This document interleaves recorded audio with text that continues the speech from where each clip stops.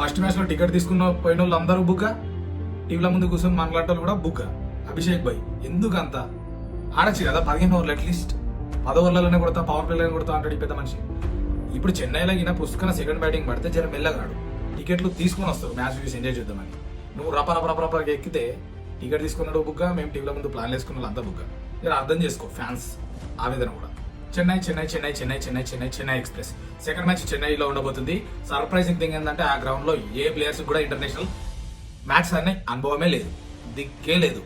పుష్కన అటర్న్ అవుతుంది మ్యాచ్, లేకపోతే ఇటర్న్ అవుతుంది. లిటరల్ ఎట్లా అంటే కొట్టి 180 దాకా కొడుతుంది స్కోర్. లేదు అంటే అందరు ఫ్రెషర్సే కాబట్టి ఒకవేళ స్పిన్నర్లు కనుక మ్యాజిక్ చేసి దొబ్బిరు అనుకో అందరు 150 లోపే కూర్చుంటారు ఎక్కడో అక్కడ. సో ఈ రెండు పాసిబిలిటీస్ ఉన్నాయి. లిటరల్ ఇంకో ఫ్యాక్ట్ ఏంటంటే 6 years బ్యాక్ జరిగింది ఇంటర్నేషనల్ మ్యాచ్ చెన్నై గ్రౌండ్ లో. ఇప్పటి వరకు మళ్ళీ T20 ఇంటర్నేషనల్ మ్యాచే లేదు అక్కడ. సో ఇదే for the first time after 6 years. అప్పుడెప్పుడో వెస్టిండీస్ ఇండియా మ్యాచ్ ఆడింది 6 years బ్యాక్, అప్పుడు ఒక 180 స్కోర్ వచ్చింది. బట్ రీసెంట్ గా డొమెస్టిక్ మ్యాచెస్ తమిళనాడు లీగ్ అవి చూసుకుంటే 150 లోపే ఆల్ అవుట్ అవ్వడు, 140లు 130లు ఇదే కత్తుంది. మేబీ ఇలా లో స్కోరింగ్ అవుతుందా హై స్కోరింగ్ అవుతుందా అనేది కంప్లీట్లీ అన్ప్రెడిక్టబుల్ ఉంటుంది. వెన్యూ విషయానికి వస్తే చెన్నైలో మ్యాచ్ ఉండబోతుంది MI Chidambaram stadium. Match as usual same timings. Spinners కి హవా ఉంటుంది మీకు తెలిసిందే, అండ్ స్పిన్నర్స్ చాలా మంది మనం యాక్షన్ లో ఉండబోతారు అది కూడా చెప్తా. ఒక కొత్త ప్లేయర్ మేబీ మన టీం ఇండియాలోకి రావచ్చు అది కూడా చెప్తా, అండ్ ఉన్న ప్లేయర్ పోవచ్చు అది కూడా చెప్తా. ఉన్న ప్లేయర్ పోతేనే కదా కొత్త ప్లేయర్ వస్తారు, దాంట్లో నువ్వు చెప్పేది ఏముందని అనుకోవద్దు.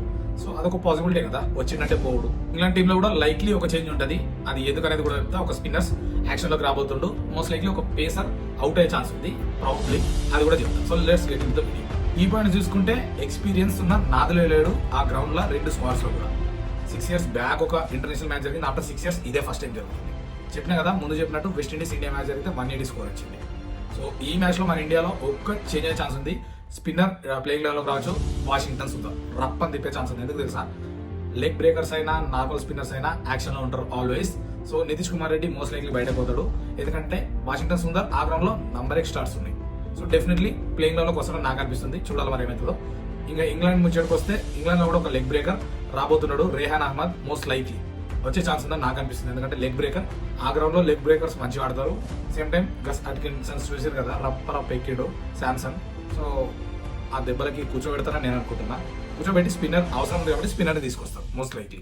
బ్యాటింగ్ పరంగా బెస్ట్ ప్లేయర్స్ ఎవరన్నా చూసుకుంటే మన ఇండియా నుంచి స్కై బాయ్ 30+ యావరేజ్ ఉన్నాడు, వాషింగ్టన్ సుందర్ 30+ యావరేజ్ ఉన్నాడు. 30+ యావరేజ్ ఉన్న వాళ్ళు ఇద్దరు మాత్రమే, మిగతా అందరూ కూడా సక్క లేరు. తిలక్ వర్మ ఒక్కడికి 25+ యావరేజ్ ఉంది. ఈ ముగ్గురు కీ ప్లేయర్స్ కాబోతారు మన ఇండియాకి. ఇంగ్లాండ్ విషయానికి వస్తే ఇంగ్లాండ్ లో ఒకే ప్లేయర్ కి ఆ గ్రౌండ్ లో ఆడిన ఎక్స్పీరియన్స్ ఉంది, Liam Livingstone. Most likely 40 average ఏమో ఉంది, ఒక మ్యాచ్ ఆడి 40 runs కొట్టిండు. ఈ మ్యాచ్ లో నాకు తెలిసి ప్రమోషన్ దొరుకుతుంది అబ్ ద ఆర్డర్. ఒక్క ప్లేయర్ బెస్ట్ ఉన్నాడు కాబట్టి ఖచ్చితంగా ప్రమోషన్ ఇచ్చి యూజ్ చేసుకునే ఛాన్స్ అయితే ఉంటుంది. అండ్ దట్టు హీజ్ స్పిన్నర్ కాబట్టి వికెట్స్ కూడా దొరకవచ్చు మేబీ. బౌలర్స్ విషయానికి వస్తే మన బౌలర్స్ అందరూ కూడా ర్యాంప్ ఉన్నారు, లిటరలీ ప్రతి ఒక్కరికి వికెట్స్ ఉన్నాయి. ఓకే, లిటరలీ స్పిన్ డిపార్ట్మెంట్ వేరే లెవెల్ ఉంది ఆ గ్రౌండ్ లో మన వాళ్ళు. అండ్ ఆ గ్రౌండ్ కూడా స్పిన్ కాబట్టి నాకు తెలిసి తిప్పి పెడతారేమో మళ్ళీ ఇంగ్లాండ్ వాళ్ళని, చూడాలి మరి ఏమైతే. ఇంగ్లాండ్ సైడ్ నుంచి ఒక్క బౌలర్ మాత్రమే ఉన్నాడు, మార్క్ వుడ్. అతను ఒక మ్యాచ్ ఆడి 3 వికెట్లు తీసుకున్నాడు, ఆయనకు తప్ప మిగతాకి ఎక్స్పీరియన్స్ లేదు, అందరూ కొత్త కమర్సే. ఇక ఇది రెండు టీంలో ప్రాబబుల్ 11. లాస్ట్ మ్యాచ్ లాగానే సేమ్ ఉంటాయి రెండు టీమ్స్ కూడా, ఇండియా ఇంగ్లాండ్ ది. రెండు టీమ్స్ లలో ఒక్కొక్క చేంజ్ అయ్యే ఛాన్స్ ఉంది. గస్ అట్కిన్సన్ ప్లేస్ లో రేహాన్ అహ్మద్ వచ్చే ఛాన్స్ ఉంటుంది నాకు తెలిసి. మన ఇండియాలో Washington Sundar in place of Nitish Kumar Reddy వస్తాడు అనుకుంటున్నా. స్పిన్ గ్రౌండ్ కాబట్టి స్పిన్నర్స్ ఎఫెక్టివ్ ఉంటుంది. సేమ్ టైం వాషింగ్టన్ సుందర్ కి రికార్డ్స్ ఉన్నాయి ఆ గ్రౌండ్ లో, మోస్ట్ లైక్లీ వస్తుంది. ఈ రెండు చేంజెస్ అయితే మీరు ఎక్స్పెక్ట్ చేయొచ్చు. ఫ్యాంటసీ టీమ్ క్రియేషన్ టిప్స్ చూసుకుంటే పాజిటివ్ టిప్స్ ఇవి. Like Suryakumar Yadav, Tilak, Washington Sundar batting లో బెస్ట్ ఉన్నారు. ఇంగ్లాండ్ నుండి లియామ్ లివింగ్స్టన్ బెస్ట్ ఉన్నాడు. ఈ నలుగురు మీకు కీ ప్లేయర్స్ అవుతారు ఫ్యాంటసీ టీమ్స్ లో. అండ్ బౌలర్స్ విషయానికి వస్తే మన స్పిన్నర్స్ అందరూ కూడా బెస్ట్ గానే ఉన్నారు, అండ్ ఆర్షదీప్ కూడా బాగానే ఉన్నాడు. ఇంగ్లాండ్ సైడ్ నుంచి మార్క్ వుడ్, వీళ్ళందరూ కూడా పాజిటివ్ ప్లేయర్స్. ఇప్పుడు నెగిటివ్ ప్లేయర్స్ చెప్తా. చాలా మంది కెప్టెన్సీ హార్దిక్ పాండ్యా తీసుకున్నారు ఫస్ట్ మ్యాచ్ లో, బట్ ఈ రోజు ఎవరైతే తీసుకుంటారో హార్దిక్ పాండ్యాని కెప్టెన్, అట్లనే Akshar Patel last match wicket తీసిందని తనకి కెప్టెన్ ఇవ్వడం అది చేయకండి, ఎందుకంటే నెగిటివ్ ఫ్యాంటసీ టిప్స్ ఇప్పుడు చెప్పబోతున్నా. Hardik Pandya with the bat with the ball worst ఉన్నాడు ఆ గ్రౌండ్ లో, మోస్ట్ లైక్లీ అదే ఎక్స్పెక్ట్ చేయొచ్చు. చూద్దాం మరి ఎక్స్పెక్ట్ చేసిందే జరుగుద్దా లేకపోతే ఏమైనా బెటర్ పర్ఫార్మెన్స్ ఇస్తాడా లేదా అనేది. మోస్ట్ లైక్లీ రికార్డ్స్ అయితే స్పీకింగ్ దట్ తను ఫెయిల్ అవుతాడని. With the ball with the bat చూద్దాం. సంజు శాంసన్ బాయ్ లాస్ట్ మ్యాచ్ రాప్ ఒక 26 కొట్టిండు, బట్ యావరేజ్ 11 మాత్రమే ఉంది. మోస్ట్ లైక్లీ ఈ గ్రౌండ్ లో మళ్ళీ ఒక డక్ అయ్యే ఛాన్స్ కూడా ఉండొచ్చు, ఎందుకంటే కొడితే సెంచరీలు లేకపోతే డక్ అంటాడు శాంసన్ బాయ్. నాకు తెలిసి సింగిల్ డిజిట్ లో అవుట్ అయ్యే ఛాన్సెస్ ఉందని నేను అనుకుంటున్నా. లేదు దాన్ని ఓవర్కమ్ చేస్తే కొట్టినా కొడతాడు, ఎందుకంటే 5 knocks ఆడుతాడు కాబట్టి.